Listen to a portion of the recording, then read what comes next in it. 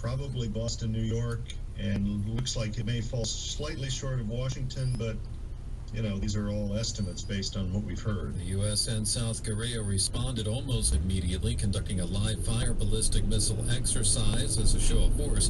President Trump has pledged to take all necessary steps to ensure the security of the U.S. and its allies. Outgoing Homeland Security Secretary John Kelly expected to start his new job next week. In a statement on Twitter, President Trump announced that Kelly will be his new chief of staff and that Reince Priebus is out. NPR's Tamara Keith reports Priebus' tenure was a near record for brevity. After just over 6 months on the job, Priebus told CNN he was not asked to resign. He offered on Thursday. He obviously wanted to make a change, and I offered my resignation, and he agreed. President Trump set up a White House with multiple competing power centers and at times vicious rivalries. Asked what advice he has for Kelly, Priebus outlined a series of challenges he himself never fully wrangled.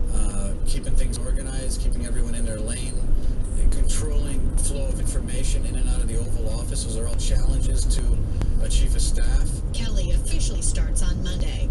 Tamara Keith, NPR News. President Trump pledging to crack down on violent street gangs. NPR's Joel Rose reports the president touted his administration's record on gang violence and illegal immigration in a speech on Long Island. Flanked by police in dark blue uniforms, the president praised local and federal law enforcement and went after one violent street gang in particular. We're going to destroy the vile criminal cartel MS-13 and many other gangs. But MS-13 is particularly violent. MS-13 is blamed for a string of gruesome murders on Long Island. Trump urged Congress to find money to hire thousands more immigration officers and to speed up deportation proceedings. But critics say the president's rhetoric and policies are scaring immigrants, who are the primary victims of MS-13, and making immigrant communities less likely to cooperate with police. Joel Rose, NPR News, New York. During the president's speech in Suffolk County, he appeared to advocate the rough treatment of people who've been arrested. The Suffolk County Police Department responded, saying violations of its policy are treated seriously and will not be tolerated. This is NPR News. Police in the city of Austin, Texas, are pulling nearly 400 Ford Explorer SUVs from their patrol fleet because of complaints about carbon monoxide fumes inside the vehicles. Police Chief Brian Manley. This was not a decision anyone made lightly, but it was a decision that we were confident in this moment that it is the absolute right decision based on the concerns that we have over the carbon monoxide exposure issues we've had that impact our employees' health, wellness, and safety. The city of Austin's decision appears to be the first major city to pull their police Explorers from the road as federal and auto safety regulators investigate complaints of fumes in more than 1 million Ford Explorers from the 2011 through 2017 model years. In a statement, Ford says it will cover the cost of repairs. The wildfires popping up in Montana as the West deals with drought conditions. Montana Public Radio's Eric Whitney reports.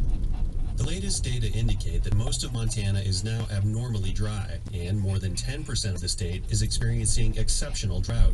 Joe Sampson is on a firefighting team in the town of Lincoln. He says grasses and other vegetation in previously burned areas are slowing growth on some fires, but they're rapidly drying out. As we transition through the weeks to come and days to come, those fuels will become available to burn, so they will carry fire. New fires are being started both by lightning and by wind carrying embers from existing fires into new areas. More than 3,000 people from across the country are now fighting Montana fires. For NPR News, I'm Eric Whitney in Missoula. And I'm Giles Snyder in Washington.